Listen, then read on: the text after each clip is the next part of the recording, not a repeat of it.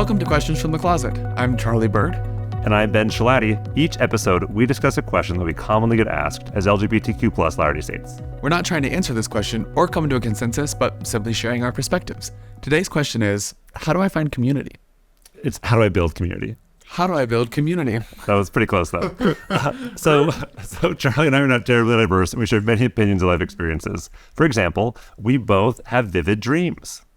There are some pretty big differences, however, in that I often have vivid nightmares. Yeah, I don't really have nightmares. I'm jealous. I'm usually not jealous of people because I try not to be, because I think jealousy is never a good look. Attention people, jealousy is not a good look. But I like nightmares. Like as a kid, I would always get scared and I wouldn't want to go to sleep because I'd be terrified. That is terrifying. I'm very sorry. Sometimes I'll have dreams. I wake up and I'm like, oh, thank goodness that was a dream, but not usually. Like what? Like a murderer is chasing me. No, I remember. Well, isn't that? That's technically a nightmare. Yeah, well, I actually had a dream that I was like in a ton of debt not too long ago. And I woke up, I was like, oh, did you check your bank account when you woke up? No, I knew that it was a dream. Yeah. Anyway, yeah, I mean, that's something about me for the people to know. Sorry that you have nightmares, Charlie. I actually don't usually remember my dreams. Sometimes, but not a ton. Yeah. I like, when I have a good dream, it's like the best. When I have a bad dream, it's a nightmare. Great. Anyway, this wasn't the most engaging of conversations. So we're going to talk about our guests. So we are here with Nadia and Nori. Hello. Hi, we're happy to be here. All right. Well, tell us a little bit about yourself. Let's start with Nadia and then Nori. Okay, yeah. I'm Nadia. I was born in Mexico, came to the United States when I was 6 months old, grew up in South Florida, and have been living here in Utah for the last 5-6 years. I did my undergrad at BYU, majored in advertising, and so now I'm at event planning at BYU. So fun. Okay, and I'm Nori. I was born in Venezuela, but grew up here in Utah, in Salt Lake City. I'm currently a student at BYU with only 1 month left, so... Congratulations! Congratulations. So I'm graduating in sociology, and it is the best. But this is a nice little reprieve of the current academic situation of my life, so I'm happy. Are you stressed? I feel like stressed is an understatement. It is a lot. Yeah, it's a lot.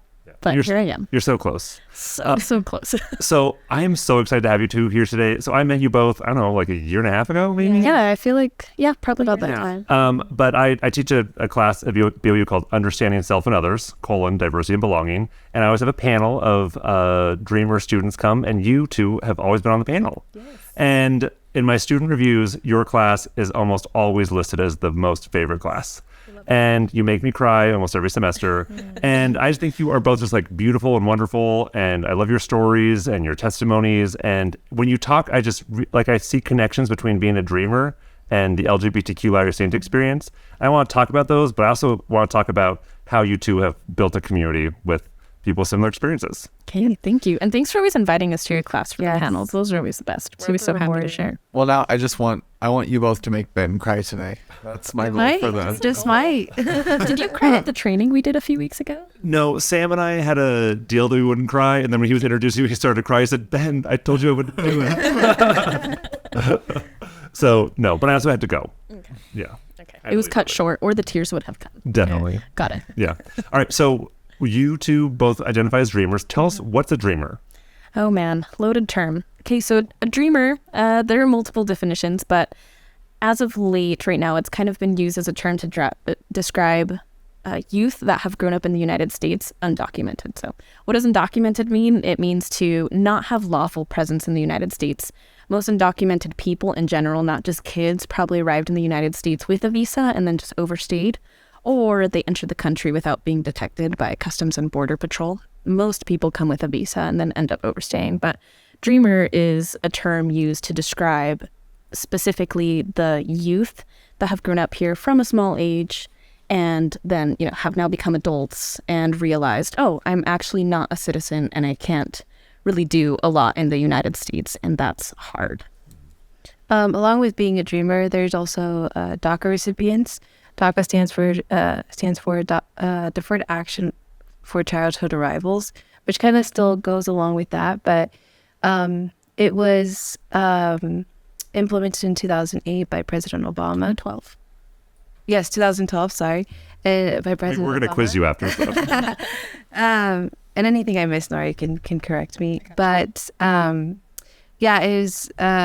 have to fulfill a certain requirement. So you have had to enter the United States by a certain year, I believe 2007, correct?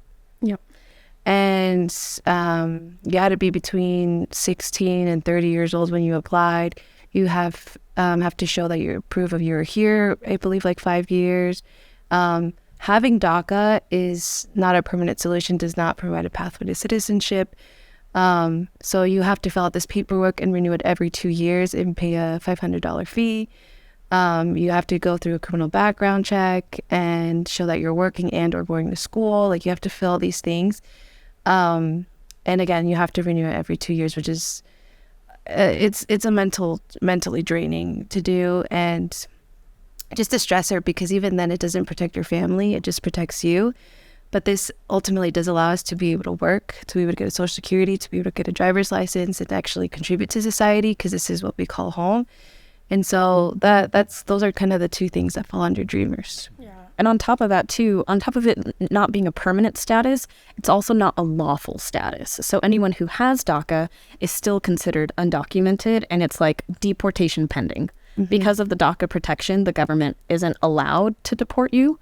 But if you allow the status to expire, you're already on the radar of the government to be deported. So it's really hard. Mm-hmm. And I almost forgot, but with the term Dreamer itself, there's kind of some controversy around it. Wait, quick question. So the deferred action, the action would be deportation. Yes, Like deferred action. Deferring deportation. Yeah, we're deferring deportation for kids who came. To a place that you didn't grow up. Exactly. Yeah, for a country that we know very little of. For a lot of kids, they don't even speak the language. Mm-hmm. And this is kids from everywhere. There's a really big stigma that it's only Latin Americans, because obviously Latin America is the closest to the United States. But there are undocumented people from all over the world who come to the United States and overstay because they don't have a lawful pathway to stay in the country. So it's really, really complicated. So although both of us are Latin American and we're obviously representing that majority group, the undocumented people are from all over. Mm-hmm. All right. So you tell us about the term Dreamer. Yes, the controversy around it. So the term Dreamer originally came from a bill that was presented before Congress in 2001, so it was 22 years ago, to try and provide a pathway to citizenship for undocumented kids specifically. And I don't remember all of what it stands for, but it was called the DREAM Act, and the letter A in DREAM stood for alien. So I think it said alien minors, but I don't remember. So because of that, a lot of people don't like the term Dreamer because it already has a derogatory term in its core. And on top of that, it kind of feeds into this narrative that in order to qualify to stay in the United States or to have some sort of rights to stay here, you have to have been, an innocent kid or a good immigrant to do it, instead of it just being a human right for people to be able to migrate and build a life where they please. So some people have kind of started using the term more to, kind of reappropriated it in that sense and given it power to seem like, no, I'm a dreamer. I am undocumented and I'm unafraid. But a lot of people still don't like it because it tends to cater to kids who qualify for DACA or really cater to that good immigrant narrative, which is it's not the best. It criminalizes our parents. Yeah. So. Charlie, are you saying connections with the LGBTQ community? Actually, yes. when Ben proposed this episode, I was like, okay, like different, but totally. And it's interesting, just kind of like my first reactions are like a ton of empathy for you both. Thank you. You said, like, the first thing you said is, oh, that's kind of a loaded term. And like, it really is. Like, this is an incredibly complex scenario and situation. I love that you brought up like the family dynamic too. Cause like, if I'm safe, what does that mean for my family? Yeah. Safe, I don't know if that's the right word, but like, I just can't imagine like the constant mental and emotional toll that would have on you. And really, it just, like, the first thing you said was like, we grow up, we turn 18 and realize that we don't have the same rights. And that would be so horrible. Like, growing up the same as everyone else, all your peers, and then all of a sudden there's like this huge divide. And yet that's what happens to us. Yeah, well, just before we go there, I just want to say I'm sorry for that. And how just like that just reinforces, I imagine that would reinforce the idea that you're a second-class citizen, knowing like legislatively and socially, that's how many people would view you for a decision that you never made. Plus then the criminalization of parents. I have a lot of empathy and respect for both of you. Thank you. Yeah. And, as you're both talking, I feel our situations are so different, but I just sense similarities, like there's themes. Yeah. This theme of realizing that you don't fit into this community that you thought you always did. And the idea of someone saying, well, you should go back home, but like that's never been home.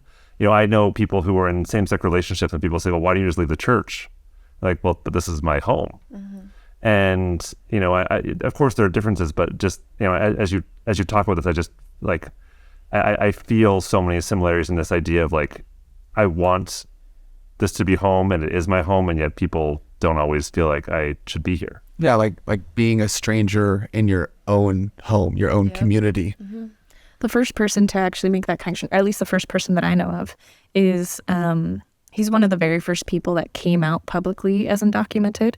His name is Jose Antonio Vargas, and he's one of my heroes. So if he's out there listening, thank you. He wrote a book called Dear America, which is very good. Dear America. And so I guess he still kind of writes, but he was a journalist, and he came here when I think he was 11 from the Philippines.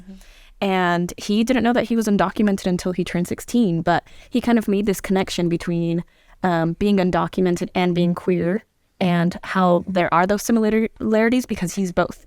And so in his book, he kind of makes that connection of how, revealing yourself as undocumented is kind of this process of coming out. And so he jokes a little bit about how he's had 3 different occasions in which he's had to come out, because he had to come out as gay, he had to come out as undocumented. And so he made that connection himself. And I've always thought of it in that way of having to reveal your true self to the people around you. And it's a self that's set to at odds with many people in society. And I'm also noticing like a similarity of like a highly politicized arena where it's like an identity characteristic. It's something that's always been something about you, and how it's politicized so much that like I feel often that people treat me as an issue instead of a person. And it can be like really dehumanizing. Yeah. And just like, whoa, this same, or similar. Can you talk to us about what it was like to start talking about your status more openly, to come out, if you will? I mean, I think Nori's story is pretty different than mine, because I grew up in South Florida. South Florida is a very diverse place. So many immigrants there. I feel like for me, I was kind of forced to deal with it, or even learning about my status when my dad was detained by ICE. I think for me, I had so many questions. I'm like, could you define ICE for people? Yes. Immigration and Customs Enforcement. Yes. And so, yeah, they go short for ICE. And so for me, I was about 10, 11 years old. And I came home and my dad wasn't there. And I often look back and think about what it's like for my mother to explain that to your children. So for me, I think it kind of took a part of my innocence, where it's like, well, people can't just be good and be accepted by society. My dad was detained for 2 weeks. My uncles came together and saved some money to take him out. But it's a case that he had to fight from my 5th grade year to my sophomore year in high school. And so thank goodness he won his case and they allowed him to stay. But even then, they still haven't provided a pathway to citizenship for him. And so after that experience, honestly, anytime I had an opportunity to write about a paper about any topic I wanted to, I did it on immigration. I wanted to learn more about it, understand the stigma towards it, and learning more about what people do to cross the border, how many deaths there have been, the coyotes, learning all that stuff really opened my eyes. And I'm like, I can't stay quiet about this. I wasn't still at a place to, openly talk about it like here.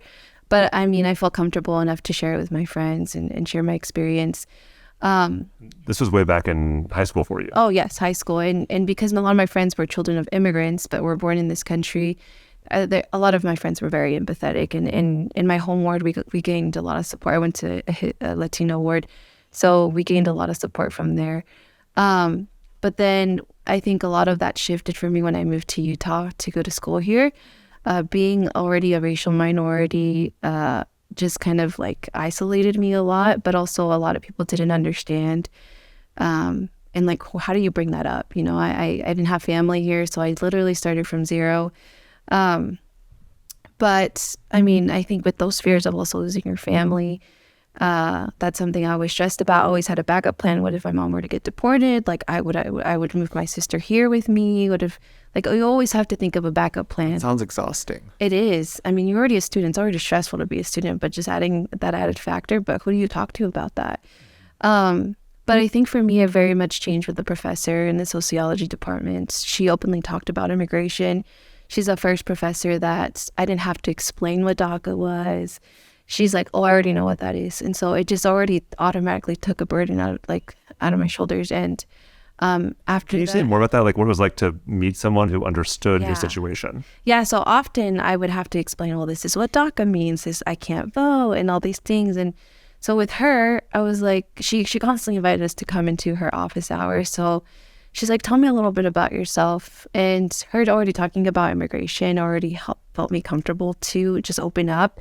And so I was like, oh, by the way, I'm a DACA recipient. I don't know if you know what that is. She's like, oh, yeah, you don't have to explain. I know exactly what that is. And just like the sense of relief. And because you often do have to educate when you talk about these things, which I'm at a point where I don't mind it. But even when you have to go and talk about your employment, you have to explain and people aren't trained on it. Like it's constantly exhausting. But after that, she opened me up to a lot of opportunities where I became part of a diversity and inclusion committee on campus where we had panels. And in those panels, they asked us about our experiences. And honestly, like, I didn't know how to take it the first time, but I realized over time it became very healing for me. And I was like, I need to talk about these things because you'd be surprised how many people don't know about these things and are voting for people that put things into place in the government. And then eventually I met Nori in the class, but then we reconnected, and she was already working on helping undocumented students here on campus. And I was like, hey, like, if I can support you anyway, let me know.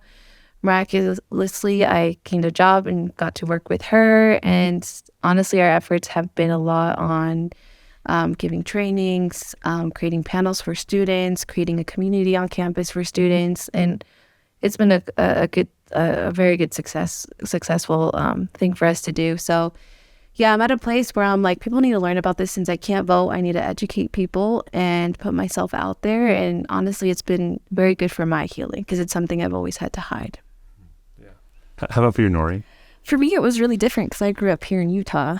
And although I grew up in Salt Lake until I was about 13, my parents moved us to Riverton during 8th grade. And it is a very homogeneously white area. So having grown up in Salt Lake where everyone did look like me and where everyone was either an immigrant or a child of immigrants, moving to Riverton was then kind of a wake-up call that I was different.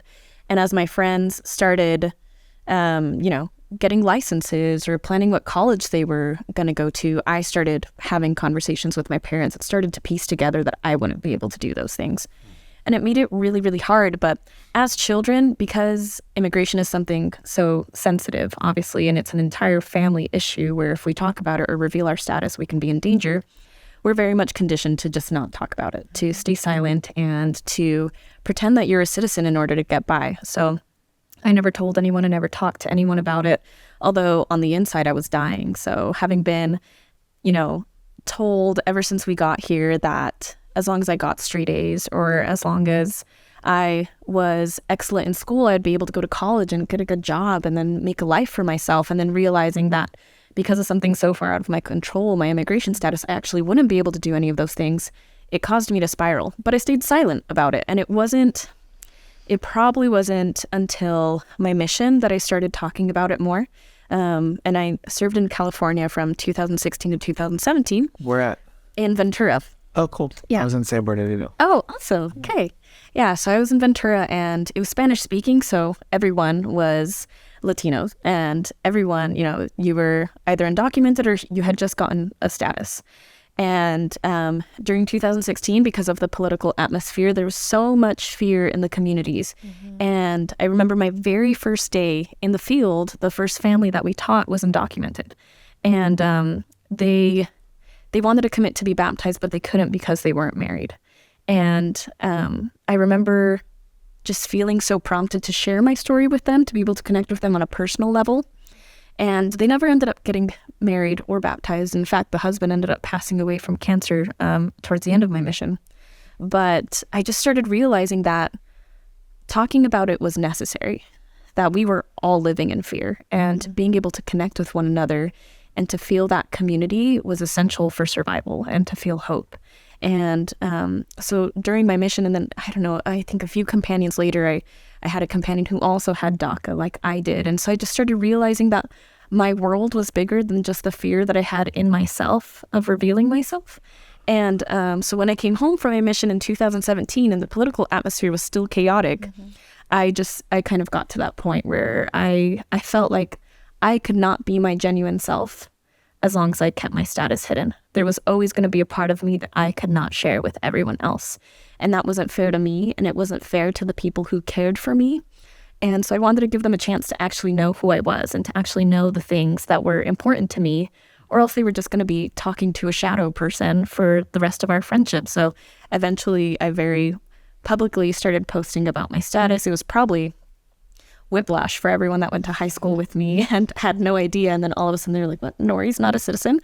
But yeah, so it was just quick. And then once I got to campus wasn't really doing too much. And I realized that, again, I needed that community. I needed that light to guide me through feeling like a minority at BYU who didn't have anyone else to connect with. And so I started doing more and speaking out about my experiences. But it was just that, it was that drive, that need to find another human being who could not only validate me, but who could connect with me for who I really was. Well, and it sounds like before you were able to do that, like I was touched by both of you talking about how taboo it was in the family and how that was kept tight. It sounds like that bled over into other things where other emotional or serious things were also kept locked up and weren't allowed to like be resolved, or like emotions that were unable to be felt. For sure. And I feel like, I mean, our parents are immigrants, so they're trying to survive and give us, everything that we need. So there wasn't time for that either. It was just like, put your head down, do the right things, and just go your merry way, get educated. And yeah, there was not a lot of space for that. The hard thing with that too is just that even talking about the status, it's not just putting yourself out there, but it's putting your family out there too. It's inevitably tied to that spotlight on your household and on your family life. And what will it do if I start speaking out about my experiences? What will that do for my parents or for my siblings? So it carries a lot of fear. And that's actually why a lot of people end up not coming out as undocumented, because they don't want to disrupt what little peace their family is able to have. Nora, you said something earlier. You said that if people don't know about your status, they're just getting a shadow version of you. So help us understand why it's important for people who know you to understand your status, for them to actually know you. I mean, my status has impacted everything that I've ever been able to do.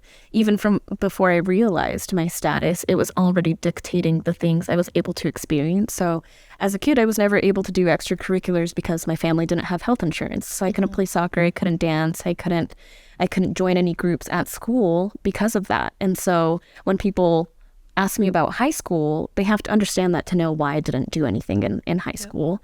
And or even understanding why, I'm 26 and just graduating with my undergrad. It's because I couldn't go to school because I couldn't get scholarships because I'm not a citizen. I couldn't get FAFSA. And so it literally has dictated everything, even struggling with dating, or why I had to serve in the United States instead of being able to serve abroad if that was where I was called. It has literally shaped everything that I am, and especially the things that I'm passionate about and the things that keep me up at night or that make me, cripple onto the floor in a ball in tears. It all has to do with my immigration status. It eventually ties back to that, but it also has to do with the empathy that I feel for the people around me. Like, I just feel like you cannot understand who I am or what I love or what I care about without being able to understand the brokenness that I've experienced and why it has caused me to not only work so hard to build a community, but to connect with other people that validate my experiences. I gave a fireside on Sunday, and one of the questions that was submitted was, I don't care that you're gay, but why do you have to talk about it?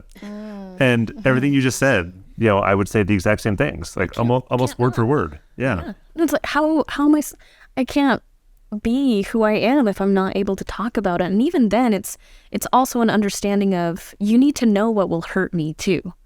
Because it's not just the things that I love or the things that I'm passionate about when it comes to advocacy or building community, but it's also the things that will deeply wound me in conversation, or the things that make me feel out of place. Or I'm thinking like, so I have some friends and they put together a group text and they're like, hey, we found these flights to Europe. It's going to be like a fun trip. We're trying to figure out who's in. I'm just thinking like, imagine including you in that group text. Like, yes. I mean, thanks for the reminder that I'm not part of the group, but I can't be. Yeah, no, I think we've both talked about that so much, being in conversations or even being in the Wilk and someone from the Kennedy Center handing us a flyer about a study abroad and just being like, well, sucks to suck. Can't even think about it. And this happened just a couple of weeks ago, honestly. There was a campaign on campus to try and register students to vote. And every day, every moment that I was in the Wilk, someone would approach me and be like, hey, have you registered to vote? And it would cause tears to fill my eyes because I can't vote. And I'm not registered because I'm negligent. I'm not registered because I don't want to vote. I'm registered because I'm physically kept from it. And so it really it bleeds into literally everything. You can't separate who I am from my immigration status. And thank you for helping us understand that, because I resonate. Like my status is so different, but I resonate with that story. So I'm also imagining, like, with my experience growing up, there were a lot of like really uninformed or ignorant comments directed, like, especially after coming out, people are like, well, why don't you just do this? Like, why didn't you just do this? And it's like, why are you choosing to be gay? And I imagine that there would also be similar things like, why didn't your parents just stay in Mexico or Venezuela? Like how, what does that feel like? How do you respond to that? And like, yeah, I feel like I'm very blessed with amazing friends where at this point, where like from my friends, I haven't really directly received that, but I've also, I would say on social media, people, especially the last couple of years, people have been very clear where they stand politically. And so people would be like, do it the right way, or like, just get in line, or would use the words alien or illegal, very, very much dehumanizing immigrants, and not fully understanding the great sacrifices that go behind it. I think it's very insensitive. You kind of learn to numb yourself to it, but yeah, those are just a few examples, and them not fully understanding the scope and the families that are behind it all. So I think it's totally ignoring too just how complicated the legal aspect is. People like to talk thinking that they know things, and they don't. So whenever people tell us, can that be a soundbite, please? whenever people tell us like, oh, well, you should just get in line, or yeah, why didn't your parents do it the right way? They're totally disregarding that the right way is nearly impossible to access legally. It isn't just like, oh, put me on a list and now I have a visa and permanent residence. Well, and as Americans, that's how it is. Exactly. And it's like if I want to move somewhere, I'm just like, hey, I want to move here. Yep. Exactly. Where's the paperwork? Exactly. So it's coming from an understanding where like my life has been so easy, so it's got to be for this way for someone else, but it is not that way at all.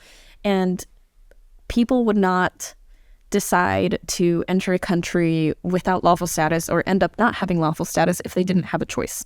People don't have a desire to break the law in that way. It's born out of desperation. So it's always just so ignorant to see those things, as if we don't wish that there had been an easier path, or wish that our parents had been able to do that, so we wouldn't be struggling, stuck in low-income jobs or having to worry about being deported. But that just simply isn't the case. Yeah. Do you feel like it demonizes your ethnic heritage? Does that make sense?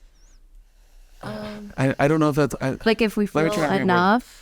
Well, just like, so you were born in Mexico and you were born in Venezuela, and your parents left for like a better life, I'm assuming. Yes. And so is it hard to like connect with your roots as Latina? Yes, absolutely. When it's like, we left because it was bad and we're pulled towards something? I can see what you're asking. There's definitely an identity crisis involved. I feel like that, you identify, especially in this country, if you're not white, they're like, well, where are you really from? And no, so for me, especially, I also served in Southern California. Carlsbad mission. But for me, so I served with a huge Mexican community there. And so they would ask me, oh, where are you from? And I'm like, oh, I was born in Mexico, grew up in South Florida. They're like, you're basically American, because I didn't grow up in Mexico. And I mean, my parents would talk a lot about like how dangerous it was. So I grew up kind of fearing Mexico. Yeah. I think it wasn't until I was older and connected more with my culture where I'm like, no, Mexico has a lot to offer. But I mean, there's obviously a lot of political issues going on down there. But even then, like growing up here, I can't say I was born here because I wasn't. So you're often having to fight. Well, legally, I'm from a country that I don't know, and I grew up in a country that doesn't want me. Yeah. Well, in a weird way, it reminds me like one of my really good friends was born in Colorado and lived there for like 6 months, and I just like know that about her because I know her really well. Mm-hmm. But she grew up in Texas, and she's a Texan because the rest of her life she lived in Texas, and so for her it's like, where are you from? She's like, Texas, but like, because your like equivalent of Colorado, like 6 months in Mexico, has impacted your opportunities, life, like so many aspects of your life so much that it just be like, And you can't ever like claim either one. Yes. You know, you're not enough of. Ben just look at me like, you can't ever claim. But they're both true. They're both, you belong to both, but you belong to neither. Absolutely. Yes, exactly. In Spanish we say ni de aquí ni de allá. Yeah, so. Yeah, for sure. And I feel like also like even when you give that response, people, I've had many instances, probably like 3, where people are like, well, is your family like illegal? Are they undocumented? Yeah, and then it's like you're prying. Yeah, and it's like, you don't even know. That's the thing that we don't talk about. And I've had to lie sometimes because I don't know that person. I don't know if they're going to call ICE and want to deport my family. But it puts me in an uncomfortable situation where it's like, why are you asking me that? It's not okay to ask those things. Well, and it's like an oversimplification of an incredibly complex issue. Absolutely. And for somebody else, it can be so simple, like do this or this. Mm-hmm. Yeah. But for you, it's like, I'm in this weird in practice, how does that work?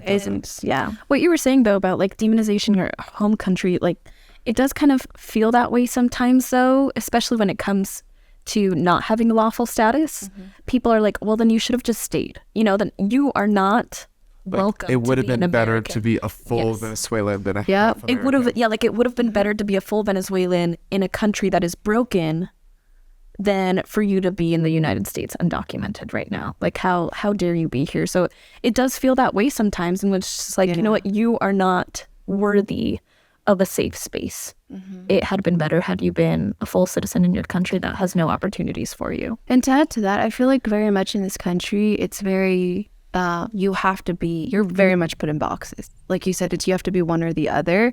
And I feel like Nori and I are at a place where it's like, no, we can be both, and that's okay.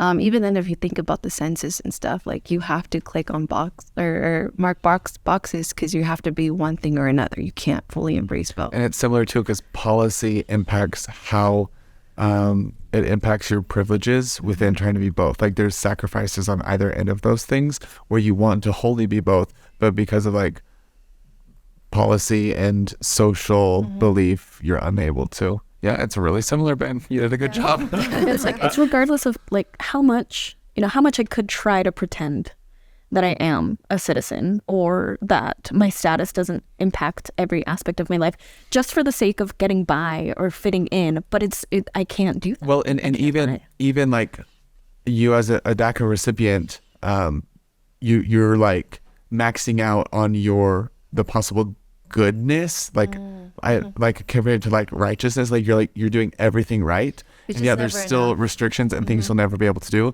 Whereas like even Ben, like, or like with us, any gay person, if you're checking all the boxes, having a temple recommend, that means you're single, and that means there are callings you can never hold, there are covenants you can never make, there are like levels of heaven you are not allowed to reach because you won't just marry a woman, because you won't just go back to your hometown. That's like how that's kind of like the connection I'm making. It's you just always feel like you're never enough. like you can do the right things, like you said, but it's never enough for this country. And then it's like you can embrace your culture, but it's never enough for the people in the country you grew up in. It's just, you just never feel enough.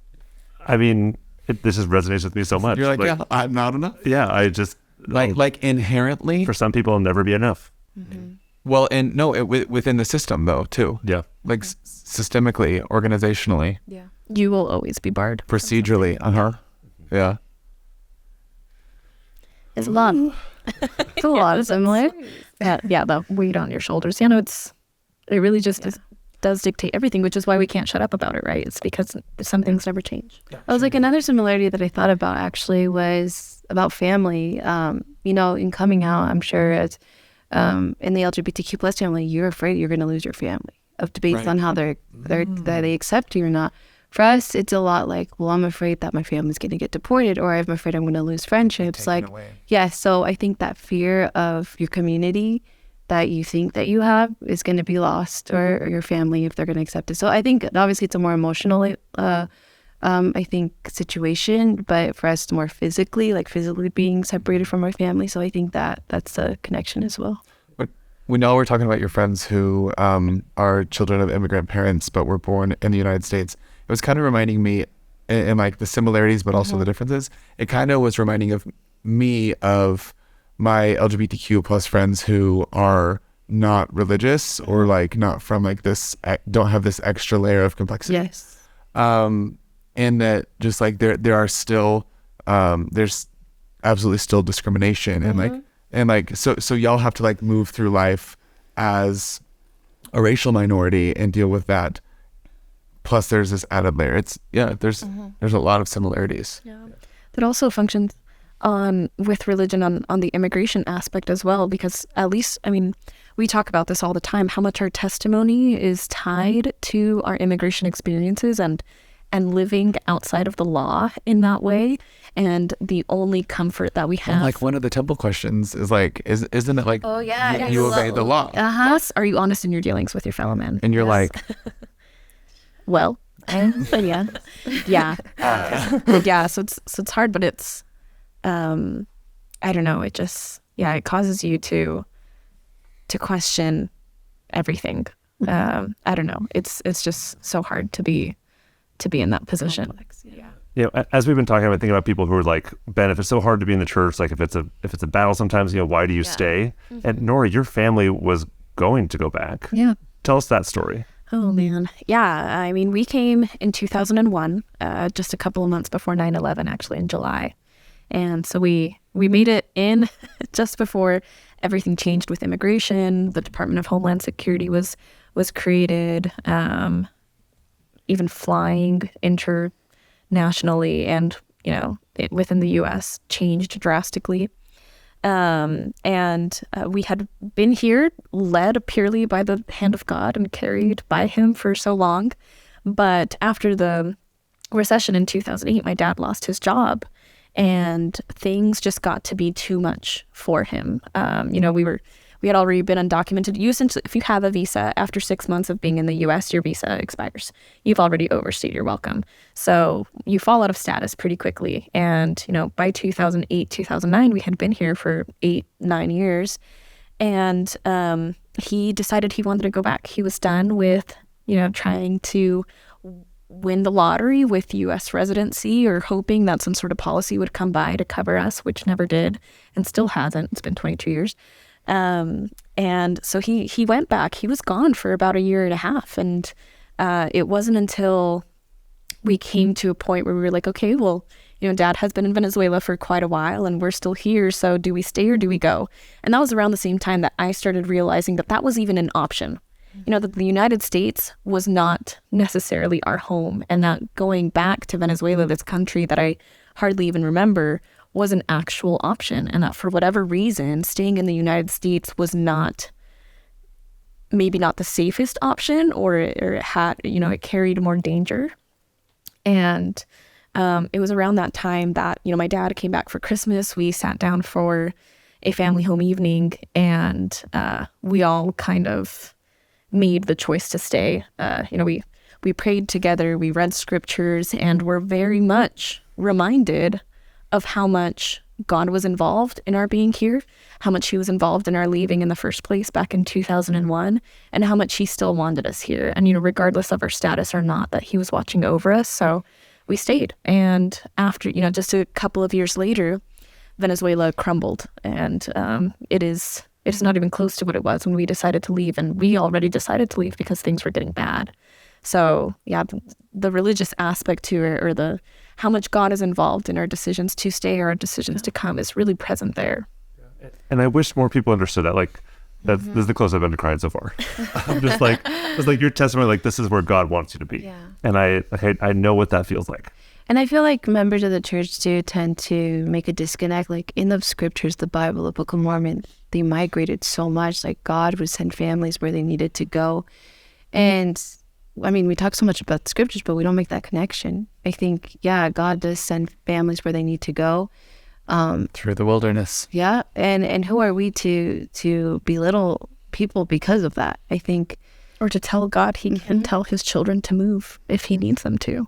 Yeah. I took some notes as you were talking because I just wanted to not forget like the immediate similarities I was pulling with like people I know. First, when you were talking about your family being led here by the hand of God, my first thought was how someone could counter that and just be like, why would God wouldn't inspire you to break the law. But he would. Have you read the Book of Mormon? Yeah, right. And who I thought of was Eric and Will, who were on our podcast a couple of weeks ago, who were saying that, I mean, they met and they're dating each other, and they're like, God led us here. Like God got us to this position, and it's incredibly exactly how I feel with me and Ryan. Like it was just like so inspired, and like, and how grating that is to people for them to say God wouldn't inspire you to break the law, right? Or do something that's like not fully aligned with, I don't know. It's kind of weird because me and Ryan and Eric and Will are all currently fully aligned with church teaching, but you know what I mean? Just like the idea, like God wouldn't tell you to do that. And I'm like, okay, well that's validating for me to hear you say that. So thank you. Then when you were talking about your dad, like waiting on some sort of policy change and just hoping it would happen, I thought of John Gustav Rathal and how he's been, and I'm going to cry, he's been with his partner for so many years and was excommunicated and consistently shows up to church and goes to church. And he's just like waiting and hoping and praying and wanting so badly for there to be like something that gives him the space to worship and still keep this really beautiful relationship. And it hasn't happened yet. And he's still in this awkward space where he's a practicing faithful Latter-day Saint who was excommunicated and has no church privileges because he got married, because he fell in love. And then just the idea that like for a lot of people, staying in the church can become a dangerous thing. It can become like a really mentally draining and damaging thing for their life. And just that the juxtaposition of like, it's the right thing to do. Like technically it's the right thing to go back to Venezuela, and that could be damaging. And technically it's like the right thing to keep going to church, but I've seen it be really, really difficult for people. And it's like, and I even feel uncomfortable saying that I never say that on the podcast because I don't want that to be taken out of context, because I don't want people to be like, oh, they're saying the church is dangerous, or they're saying you people have to leave the church. That's not what I'm saying at all. I'm saying that for some people, that's like a serious consideration of like, is this harmful for me to enter this environment every week where I'm getting all of these negative messages about who I am? I know. Well, even lately, I've been really troubled with, I've heard stories of missionaries reporting their investigators to immigration after finding out that they're undocumented. And so in a lot of ways, sometimes the very conservative politics that influence a lot of church culture, especially in Utah, can become a danger to some people, in which they start to value some of those politics over the actual child of God at the core of it. And so I've been terrified. Who told this missionary that it was okay to send your investigator to be deported? Or I've heard other stories too. One of my professors at BYU, actually, when he was serving as bishop in California, they had a stake leadership training with President Oaks. And one of the other bishops asked, what do I do when members come to me asking for help or in their temple recommend interviews. And I know that they're undocumented. Like, what do we do? And President Oaks was baptized. Yeah, or even with getting baptized. Yeah, and President Oaks was very clear that we help them, whatever they need. You know, the church is not immigration, and so it is not the church's job to enforce that. So, in a church, you know, in a temple recommend interview, you help them, and they are being honest. And so it just, I don't know, just it sidesteps everything, a lot of the culture things that we come to understand. Are there barriers to marriage when you're undocumented, like getting a marriage license? Not really. More so the barriers are more mental than they are anything else. It's the fear of presenting a legal document that has your information on it. So that couple that I taught in my mission in my very first area, that's why they never got married, is because they were hoping that they could find some U.S. citizens who would be willing to marry them so that they could get papers, get divorced, and then marry each other. And so we kept trying to tell them that that was not necessary. But also, yeah, it's just the fear of, well, if I get married, then maybe they'll know where I am.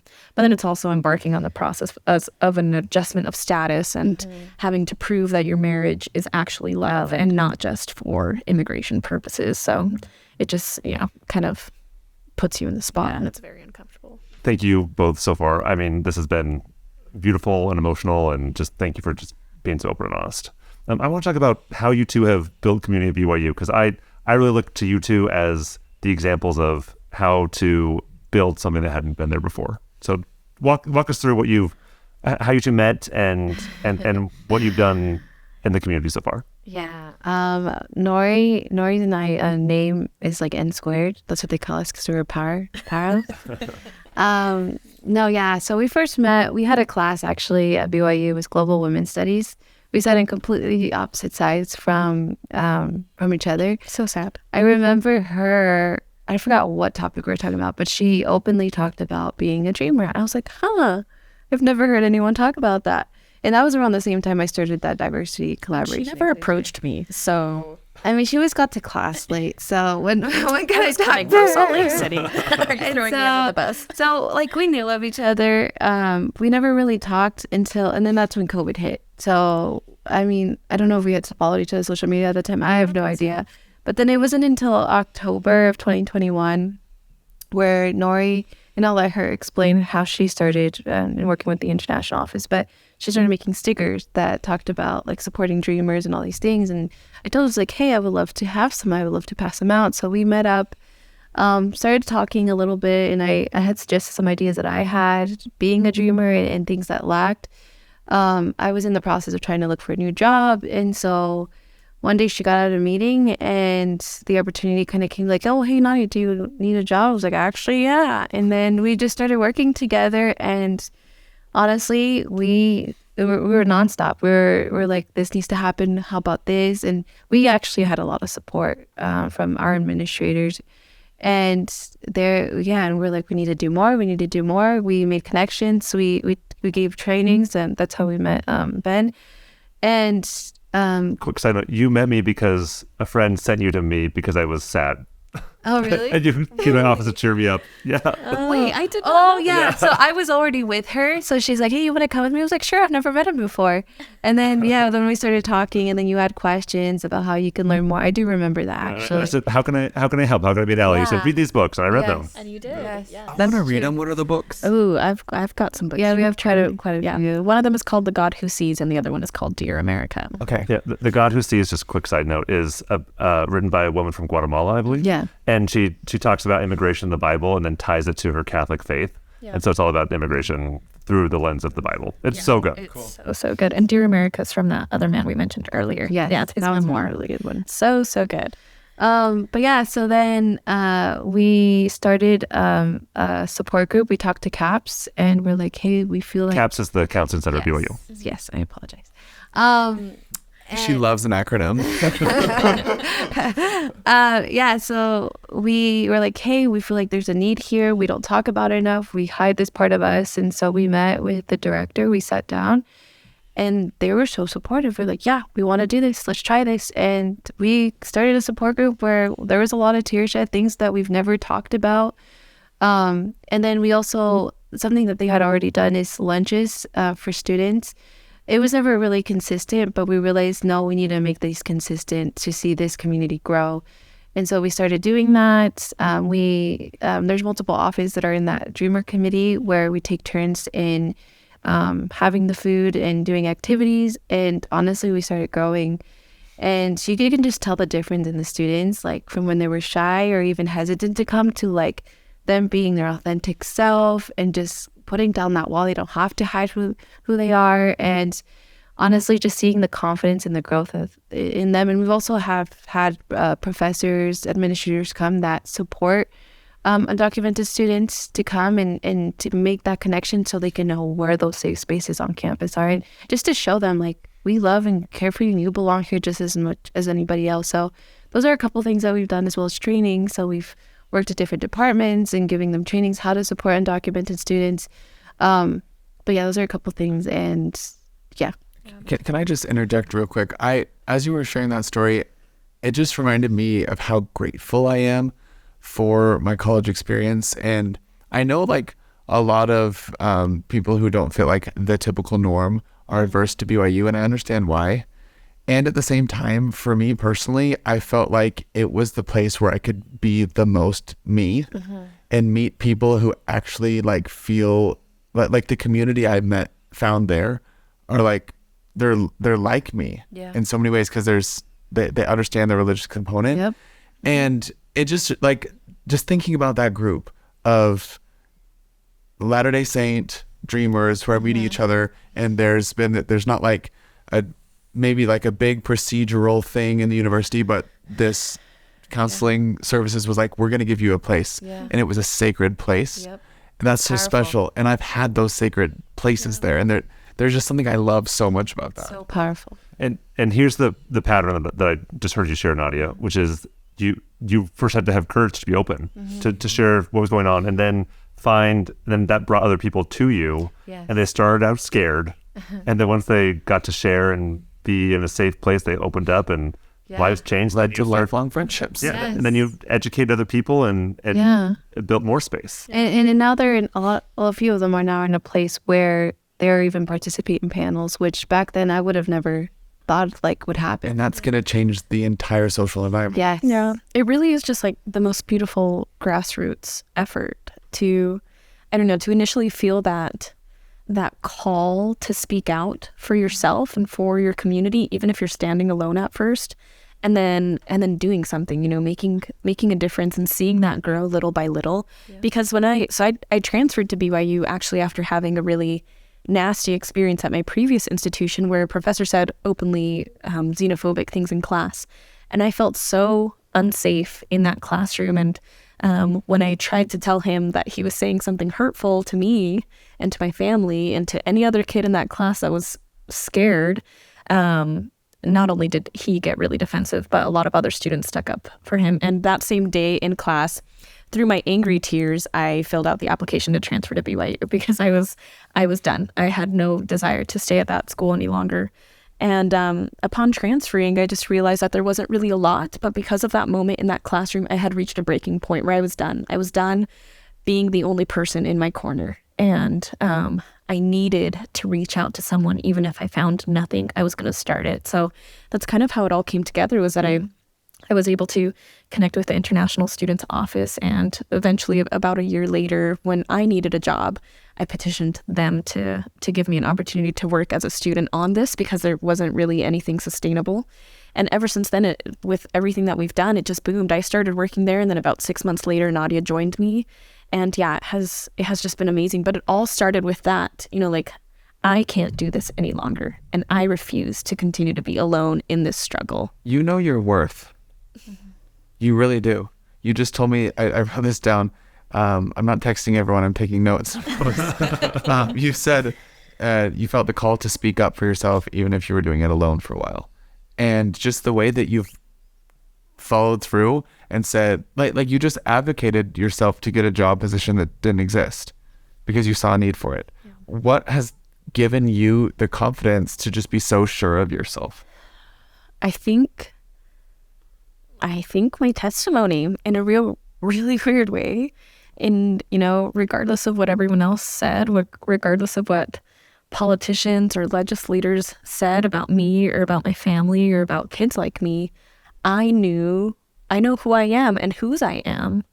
And that was all I needed. You know, even if I ran into pushback at the end of the day, I knew that I was a daughter of God, and that because my family had come here for a reason, then there was something for me here and there was something for me to do. And the biggest obstacle was realizing that. That is so special.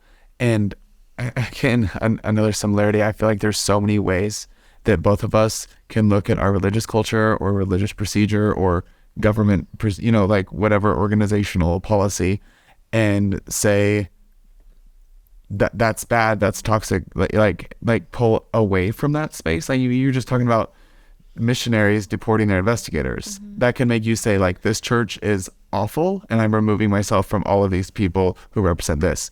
And at the same time, I just love that you took it a step deeper and were like, the Christ, God, values, like deity, like that's where you draw the power from. And people ask me all the time, they're like, how do you still go?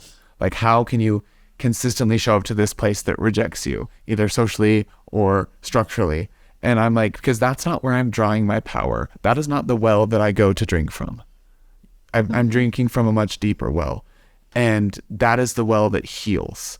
Those are the living waters. That is where you find courage, the courage to stand up and say, I'm not going to stand for this. This is who I am, and I need community. I'm just going to build it. If the world wasn't created for me, I'm going to create the world I want to live in.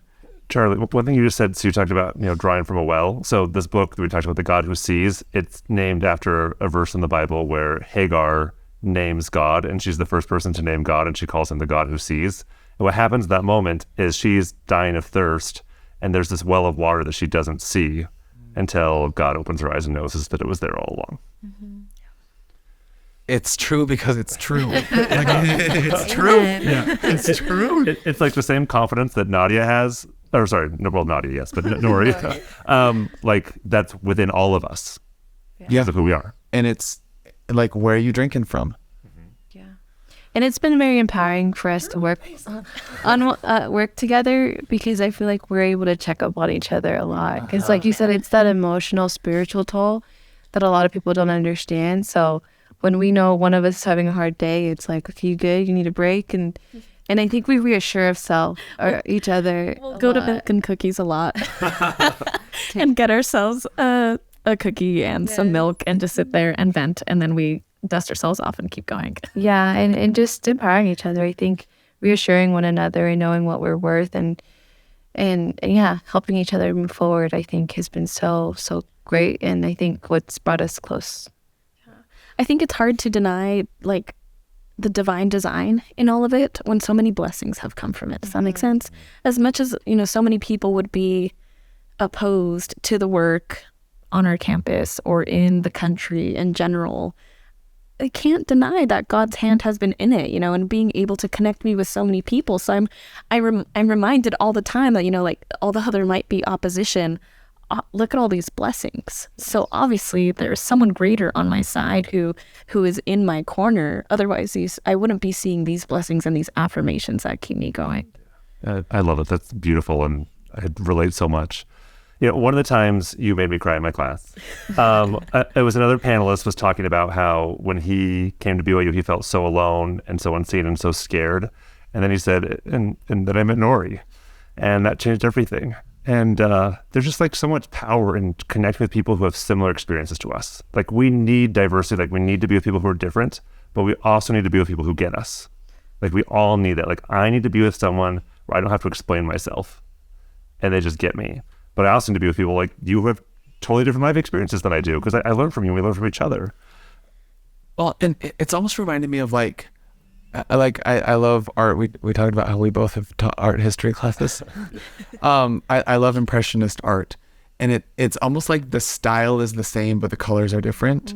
And or you see what I'm saying? Like the brush strokes of oppression and isolation and secrecy and courage all can like enact the same way. It's just maybe a different landscape and with different colors. And it's so cool to see someone else who is like who understands that style of life. And you were saying like, I don't remember, but I guess you both were saying like, this is not something that can be removed from you. And it's because it's the style, you know, it's like, no matter what your life looks like, it will be influenced by this. Very much. Yeah. So I've got one quick scripture story to share, then I have a final question. I have like 2 final thoughts. Okay, great. Yeah, we've got a lot to share still. We just don't want to go on forever. I think one of the most powerful stories in the Book of Mormon is the 2,000 stripling warriors. And I think a lot of people forget their history, that their parents were being murdered in their hometown, and they had to leave, and they got to the borders of the Nephites, and they asked if they could come into their country. And the Nephites voted, and they said, come, we'll give you this land. And they lived there. And then it was the children of those refugees who ended up saving the Nephite nation. And I think it's going to be really beautiful seeing in coming years how dreamers, how LGBTQ people, you know, the ways that we will build and lift the kingdom of God and our communities. And like there are things that we are being called to do. Yeah, I think that set of scriptures actually is one of my favorite stories when it comes to like welcoming the other, because the Nephites were welcoming in former Lamanites who they had fought with, who had killed them. You know, they were not on good terms, and then they were converted and became new, and they still welcomed them. And you know, it was like, we're gonna give you our land, we're gonna protect you with our soldiers, and all we ask of you is a portion of what you get to be able to feed the soldiers. Like, it was such a beautiful thing of like, despite our differences, we are now the same. We are of the same family, and we will protect you. You have a thought? Well, I think I just think about my experience at BYU. I feel like for me, you know, we talk about these things and Jesus loving others, and I feel like, you know, when I first went to BYU, that's what I was expecting, being accepted with open arms. So there is a lot of that frustration, and expecting more from your own community. And even though we've had pushback, we've been able to find those individuals that have supported us. But I wish people just would make these connections to the scriptures. It's like they're so applicable today. It's written for our day. Yeah. Going back to this Nephite Lamanite thing, and it's interesting because the impetus for this was this one crazy dude named Ammon who was like, I'm gonna go live with these people, and everyone was like, no, like they're gross, they're wrong, they're despicable. And he was like, no, I'm gonna go. And Ammon went and he served them according to their own customs. Quick side note, and it says in Mosiah that he pled with his father many days to do it. He's like begging to be able to do this, and he gave up the kingdom. They're like, what are you doing? You're crazy. Why are you going to these people who are filthy and esteemed as dross? And when he got there, he didn't call them to repentance. He didn't tell them what to do. He didn't view them as a threat. That's another common theme I'm seeing. Like, people view you as a threat. You're taking jobs away or whatever. And people view us as a threat because we're keeping spirit babies in heaven and making single sisters and like whatever. Like, it, you know. But he didn't view them as a threat. He was just like, I'm going to learn your customs and love you and serve you in your way. And that was what allowed him. And I just thought of the proximity of one brave person who was willing to step out of their comfort zone, that was able to convert the nation, that was able to cause the covenant to not, and then the immigration, like that whole story that we just happened was really because one man was inspired. And that theme of proximity, I grew up in Southwest Missouri in a farm town, and the people I knew who weren't white were from Mexico and Guatemala, and they were framers. They framed houses. I'd met like 3 in my life. And I loved Spanish. I loved traveling. I was always like super interested in global things, but I didn't connect that to real humans. And so growing up, I just kind of like copied and pasted the rhetoric around it, like illegal aliens taking our jobs, like ruining the country. And I was just like, oh, that was the world I was raised in. That was my viewpoint. And I just remember when I went on my mission, and these areas where most of the people I was interacting with and teaching were undocumented, and I met this woman who I loved so much, and she was brought to this country by her parents as a child. She was a little bit older, and she talked about being made fun of at school because she didn't speak English, and nobody taught her English. She just had to figure it out. and she had 2 little kids, and she couldn't drive a car, so she would push them in their stroller like 4 miles to the grocery store and carry. And I was just like, oh my gosh, all the ways. And in high school, if I would have been asked, I would have just been like, yeah, send her back to Mexico. But after meeting her, I was like, what? I love her. I want her here. I need her with me. And just that happened time and time again.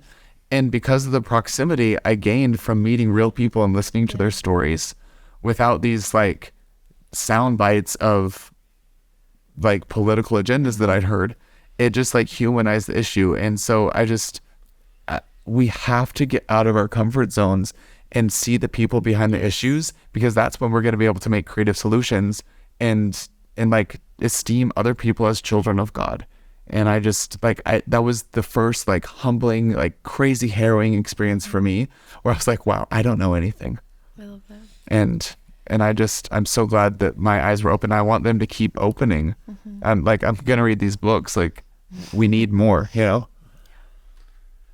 You have something for us, Nori. I have a scripture, but I don't know if it's the time yet. Just something that Charlie said just made me think of it. Please. So there's one of my favorite scriptures in the New Testament is in Ephesians. And I don't know. I mean, obviously, when it comes to talking about immigration or even just separation, you know, like when we think historically about segregation, people were split between black and white, forced to be in different rooms, forced to use different facilities. But when it comes to immigration today, it also comes back to this wall, or even more if we think about World War II and the Berlin Wall. There was obviously this huge concrete wall that was separating East Germany from West Germany. And now with the wall at the southern border, there isn't one in Canada, even though people do cross from Canada without documents. Just to say, it's not just in the South. But in Ephesians 2, and specifically verse 19, but for a little bit of context, there's a verse earlier where they're talking about Christ, and it says, "For Christ is our peace, who hath made both one, and hath broken down the middle wall of partition between us. Now therefore ye are no more strangers and foreigners, but fellow citizens with the saints and of the household of God." And I just love that idea that Christ is the person who breaks down that wall between us, who gives us that proximity, who gives us that middle ground where, you know, like despite our differences, despite our vastly different experiences in life, at the base we are children of God, and we can at least connect on that, and that brings us together, or it should bring us together, so that we are no more strangers, but we are citizens in the household of God. Like, that is what matters the most. So what Charlie just said just reminded me of that. Just lastly, could you tell us why you're wearing a butterfly shirt? Ooh, yes, the butterfly. So the butterfly has become really symbolic of specifically Latin American migration, but it has become kind of this bigger symbol for migrant allyship in that way, and immigrant rights, because butterflies, specifically monarch butterflies, have to migrate in order to survive. They have to cross from Mexico into the United States yearly in order to be able to find food, to find shelter, to find a partner. And they do it, and there's obviously no butterfly border patrol to stop them. And so it has, you know, it's just become this symbol of being able to migrate with, not necessarily without regulation, but for survival, for freedom. And so we kind of put it on everything because people identify it as kind of like a beacon, a little bit how the rainbow flag has become that way too, that people see it and they can recognize this is a safe space. This is a safe person. So on all of our stickers, you know, we have it everywhere. It's become an identity thing for Nadia and I. Honestly, we have butterfly earrings. Nadia has butterflies on her shoes. We have butterfly socks. I have this pin on my bag. It's on my shirt. Like it really has just become so much. And at this point, the butterfly means so much to me that I can't help but see it somewhere and think that it's for me. You know, even I was in Hawaii on vacation, and I saw just a public bathroom on the beach with this mural of monarch butterflies on it. I was like, that's my bathroom. I can go use that. But it really, even just seeing it anywhere, seeing it on campus especially is kind of, I don't know, a call to me to know that I have found a safe space. I have found people with which I can break bread or get close to or cry to if needed. I actually sent her a picture earlier today. I'm like, look, there's this new office I didn't know about that has, you know, a little poster with the butterfly. And it just comes to show that people are listening and want to learn and make a difference as well. And I feel like the butterfly also, I would say for me, has been, you know, butterflies can fly and don't have that restraint. And I feel like for us, like we can't fly, we can't do so many things. But one day I hope that I can feel like it can fly and be able to do what I want to do and feel that freedom. And unfortunately right now I don't feel that, but the butterfly very much gives me that hope. Nadia, Nori, thank you so much. I mean this, you two are heroes of mine. Like, you have done incredible things, and I am so grateful that in coming years I'll be able to say, I know Nadia and Nori, they're my friends, you know, because I just imagine you're going to keep doing amazing things. So just thank you for sharing your lives so openly and so vulnerably, and for teaching us about how to break down walls. Thank you so much. Thank you. Thank you for joining us today. If you've enjoyed this or other episodes, please consider leaving us a review, following us on Instagram, Facebook, or YouTube at Questions from the Closet, or sharing this episode with someone you love. And as always, please remember that we do not represent the Church of Jesus Christ of Latter-day Saints or Brigham Young University. We're not trying to be prescriptive or tell anyone what to think or what to do. You heard 4 perspectives, and there are many, many more. We encourage you to listen to other voices and hear a wide variety of experiences. If you would like to submit a question or share a comment about today's episode, you can email us at questionsfromthecloset@gmail.com. Until next time.